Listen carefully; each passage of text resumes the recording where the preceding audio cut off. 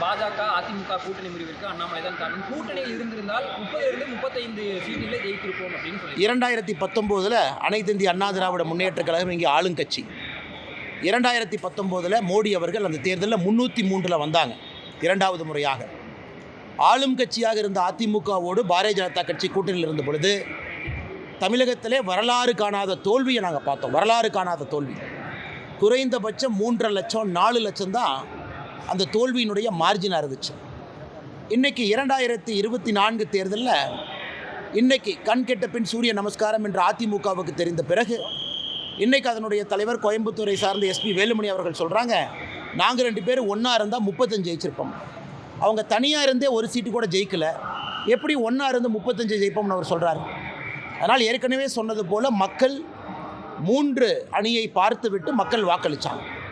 அதிலும் தலைவர்கள் என்ன சொன்னாங்க, நாங்கள் பிஜேபியோட இப்போ இல்லை, இதுவரை வராத ஓட்டுக்கள் எங்களுக்கு வரும், இத்தனை காலமாக நிர்பந்திக்கப்பட்டு பிஜேபி அரசு கொண்டு வந்த சில சட்டங்களுக்கெல்லாம் நாங்கள் ஆதரவு கொடுத்தோம், இப்போ எங்களுக்கு நிர்பந்தம் இல்லைன்னு சொன்னாங்களே. அதனால் வேலுமணி அவர்களுடைய அந்த ஸ்டேட்மெண்ட்டை பார்க்கும் பொழுது வேலுமணி அவர்களுக்கும் எடப்பாடி பழனிசாமி அவர்களுக்கும் ஏதோ உட்கட்சி பிரச்சனை மாதிரி எனக்கு தெரியுது. ஏன்னா எடப்பாடி பழனிசாமி அவர்களாக இருக்கட்டும், வேறு அதிமுக தலைவர்களாக இருக்கட்டும், இந்த கூட்டணி பிரிந்த பிறகு வேறு காரணம் சொன்னாங்க. எங்களுக்கு இந்த சமுதாயத்தினுடைய வாக்கு வரும், இந்த வாக்கு வங்கி இத்தனால இல்லை, நாங்கள் தவறு பண்ணிட்டோம், நிர்பந்திக்கப்பட்டு சில சட்டங்களுக்கு ஆதரவு கொடுத்தோம்னு சொன்னவங்க இன்றைக்கி பிஜேபி எங்களோடு இருந்தால் 35 ஜெயிச்சிருப்போம்னா எடப்பாடி பழனிசாமி அவர்களுக்கும் எஸ்பி வேலுமணி அவர்களுக்கும் கட்சிக்குள்ளே ஏதோ ஒரு பிரச்சனை ஆரம்பித்திருப்பதாகத்தான் நான் பார்க்கின்றேன். மத்தியில் பாஜக பெரும்பான்மை இல்லாத காரணம் அண்ணாமலை தான். அதிமுக கூட கூட்டணி வச்சிருந்தால் பாஜகவுக்கு தேவையான மெஜாரிட்டி வந்திருக்கும் சமூக வலைதளங்கள் நிறைய. 2019 அதிமுக ஆளும் கட்சியாக இருந்த பொழுது அப்போவே இவங்களால ஒரு சீட்டு ஜெயிக்க முடியல. இன்றைக்கி 2024 அதிமுக பல இடத்துல டெபாசிட் இழந்திருக்காங்க. எந்த அர்த்தத்தில் அதனுடைய தலைவர்கள் பேசிக் கொண்டிருக்கின்றார்கள்? இந்த 2024 தேர்தலுடைய பாடம் என்னன்னா, தமிழகத்தில் அனைத்து இந்திய அண்ணா திராவிட முன்னேற்ற கழகம் என்கின்ற தலைவர்கள் எல்லாம் மக்களால் நிராகரிக்கப்பட்டிருக்கின்றார்கள் என்பது அந்த தேர்தலுடைய செய்தியை. மக்கள் நிராகரிச்சிட்டாங்க. அந்த அரசியல் வேண்டான்னு நினைக்கிறாங்க. சந்தர்ப்பவாத அரசியல். கூட்டணியில் இருக்கும்போது ஒரு பேச்சு, கூட்டணியிலிருந்து வெளியே வந்த பிறகு ஒரு பேச்சு, எஸ்டிபிஐ போன்ற ஒரு ஃபண்டமெண்டலிஸ்ட் குரூப்புகளோடு கூட்டணி வைத்துக்கொண்டு ஒரு தேர்தலை எதிர்கொண்டால் என்ன ஆகும் என்பதை தமிழக மக்கள் அனைத்து இந்திய அண்ணா திராவிட முன்னேற்ற கழகத்தினுடைய தலைவர்களுக்கு பாடம் போட்டிருக்காங்க. இதே வேலுமணி என்ன சொல்லாமே, கோயம்புத்தூரில் எல்லா எம்எல்ஏ அவங்க பக்கம் இருக்கிறாங்க.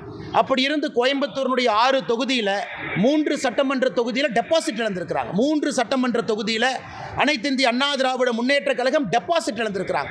இதுவரை தமிழகத்தில் ஏதாச்சும் ஒரு தேர்தலில் அனைத்து இந்திய அண்ணா திராவிட முன்னேற்ற கழகம் கோயம்புத்தூரில் 6 டெபாசிட் இழந்ததை பார்த்துருக்கிறோமா? அப்படி என்றால் கோயம்புத்தூர் மக்கள் அதிமுகவை நிராகரித்து விட்டார். இந்த சந்தர்ப்பவாத கட்சி நமக்கு வேண்டாம் என்று முடிவு செய்திருக்கின்றார். அந்த விரக்தியினுடைய உச்சத்தில் எஸ்பி வேலுமணி அவர்களை போன்றவர்கள் பேசிக் கொண்டிருக்கின்றார். ஒரு சில பகுதிகளில் ஆட்டுக்கறி பிரியாணி ஆனால் என்னுடைய தொண்டன் ஒருத்தரை பார்த்த திருச்செந்தூரில் அண்ணாமலை அவர்கள் தோற்றுவிட்டார், நான் பந்தயம் கட்டி இருக்கின்றேன், அதற்காக மொட்டை அடித்து அந்த ஊரினுடைய பொதுவெளியில் ஊர்வலமாக நடந்து போயிருக்கார். அது பார்ப்பதற்கு எனக்கு கொஞ்சம் மனசு கஷ்டமாக இருந்தாலும் கூட இன்னொரு தொண்டர் விரலை வெட்டிக்கிட்டார். அதனால் நான் சொல்வதெல்லாம் நம்முடைய காலம் வரும். நாம் இப்போது வளர்கின்ற கட்சி, வளர்ந்து கொண்டிருக்கின்றோம். ஒரு பூனை ஆணையாக மாள வேண்டும் என்றால் ஒரு கடினமான பாதையில் அந்த பூனை நடந்து போகணும். அந்த பூனை 3லிருந்து 10க்கு வரணும், 10லிருந்து 20க்கு போகணும், 20லிருந்து 30க்கு வரணும். அதன் பிறகு எம்எல்ஏக்கள் எம்பிக்கள் தானாக வருவார்கள். அதுவரை கடுமையாக பணி செய்ய வேண்டும். ஆனால் தொண்டர்களுக்கு என்னுடைய அன்பான வேண்டுகோள், விபரீத முடிவுகள் எதுவும் முதல்ல எடுக்காதீங்க. விபரீத முடிவுகள் எதுவும் முதல்ல எடுக்காதீங்க. இரண்டாவது, இந்த ஆட்டை கொண்டு நடுவழியில் வெட்டுறது, அதை கொடூரமாக அதை ஃபோட்டோ எடுத்து சமூக வலைதளத்தில் போடுறது, அப்படி வெட்டுற மாதிரி இருந்தால் எம்எல்ஏ கை வைங்கன்னு நான் சொல்கிறேன். திமுக காரனுக்கு அவ்வளோ கோபம் இருந்தால் தயவு செஞ்சு இந்த வாய் பேசாத ஆட்டை விட்டுட்டு நான் கோயம்புத்தூரில் தான் இருக்க போகிறேன். இதான் என்னுடைய ஊர். இங்கே விவசாயம் பார்த்துட்ருக்கேன் கரூர் பக்கத்தில். இங்கே நம்முடைய ஃபவுண்டேஷன் இருக்குது. இந்த கட்சியினுடைய தொண்டனாக இருக்கேன். நான் எங்கே இருக்குன்னு எல்லாத்துக்குமே தெரியும். அப்படி திமுக இருக்கக்கூடிய தொண்டனுக்கு என் மீது அப்படிப்பட்ட ஒரு கோபம், அண்ணாமலையின் மீது கை வைக்க வேண்டும் என்ற ஆசை இருந்தால் எம்எல்ஏ கை வைங்க. அந்த அப்பாவி ஆட்டை, வாய் பேசாத ஆட்டை நடு ரோட்டில் ஏன் தரதரம் இழுத்துட்டு போய் தலையை வெட்டி அது கொடூரமாக அந்த ரத்தம் வெளியே வர்றதெல்லாம் படமாக எடுத்து இதுக்கு சித்தரித்து சமூக வலைதளத்தில் போடுறீங்க. இதெல்லாம் தேவையில்லாத வேலை. இங்கே தானே இருக்க போகிறேன், எங்கே நான் போக போகிறேன், அந்த கை எம்எல்ஏ வைங்கன்னு நான் சொல்கிறேன். வாக்கு எண்ணிக்கை மையத்துக்கு நீங்கள் வராது, ஓட்டு போட்ட மக்களை ஏமாத்துறீங்க அப்படின்னு சொல்லிட்டு இருக்காங்க. யார் சொல்லிட்டு இருக்கிறாங்க?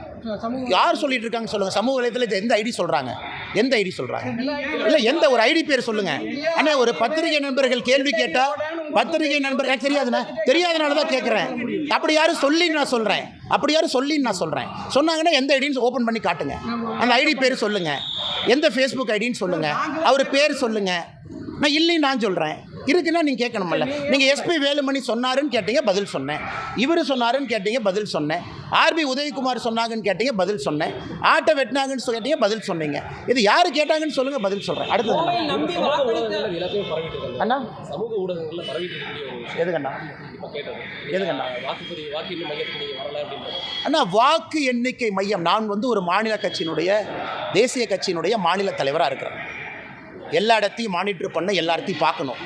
வாக்கு எண்ணிக்கை மையத்துக்குள்ளே பொதுமக்கள் இருக்கிறாங்களா? கோயம்புத்தூர் பொதுமக்களை வாக்கு எண்ணிக்கை மையத்துக்குள்ளே விடுறீங்களா?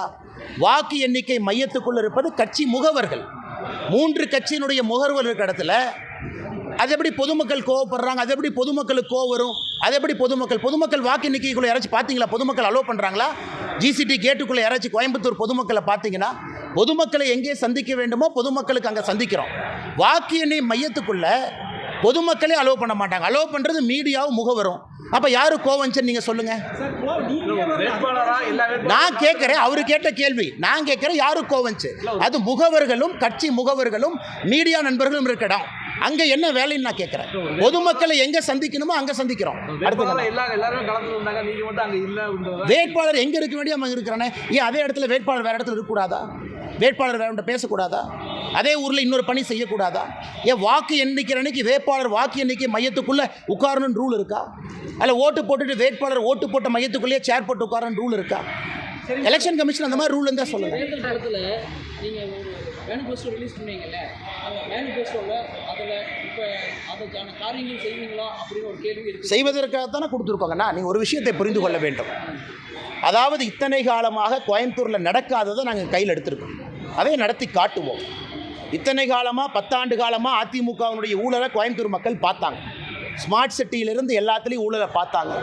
அதையெல்லாம் கையில் எடுத்து தனிப்பட்ட முறையில் ஒரு வேட்பாளராக, ஒரு கட்சியினுடைய தொண்டனாக அதை செய்து காட்டுவது என்னுடைய சங்கல்பம். அது படிப்படியாக அனைத்தையும் செய்து காட்டுவோம். அது மக்களுக்கு தெரியும். அண்ணாமலை சொன்னால் செய்வாருன்னு தெரியும். அதை செஞ்சு காட்டுவோம்.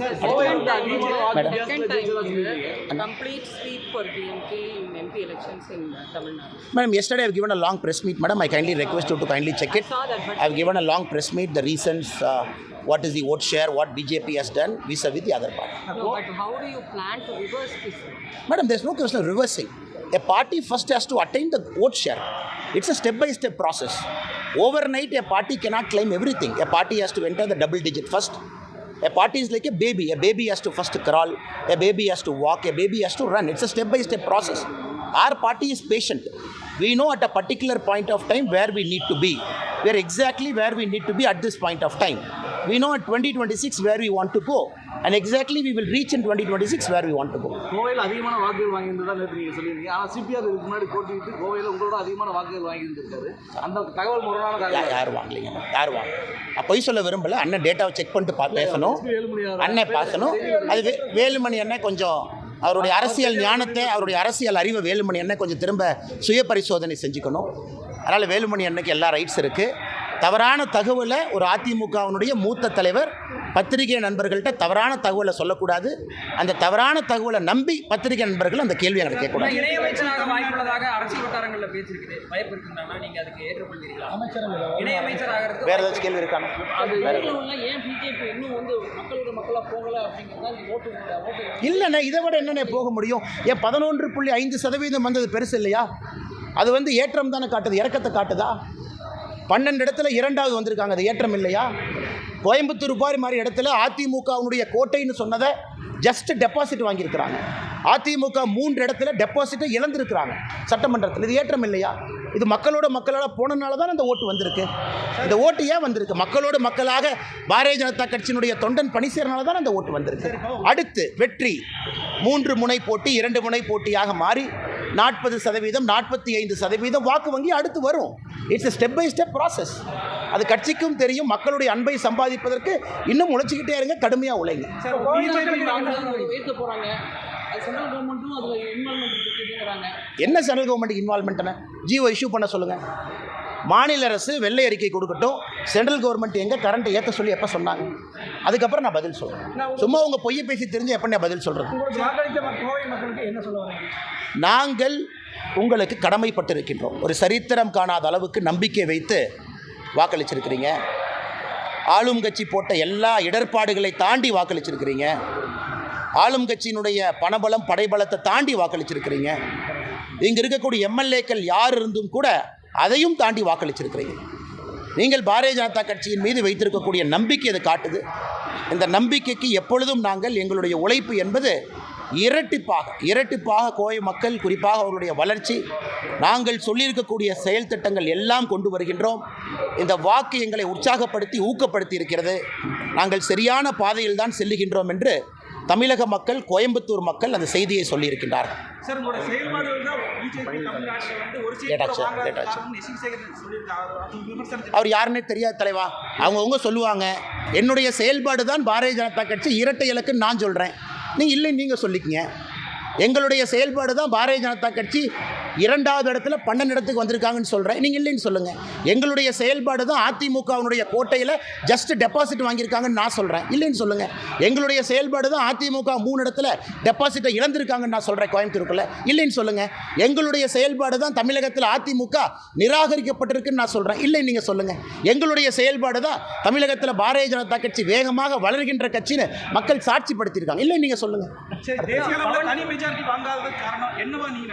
அதெல்லாம் பேசுவானே. நேற்று பிரஸ் மீட்டில் பேசியிருக்காங்க பாருங்க. வேற வச்சிருக்கானே பெரிய ஃபேன் பேஸ் இருக்கிறவங்க ஒரு முக்கிய ஃபேக்டரா இருந்திருக்காங்க.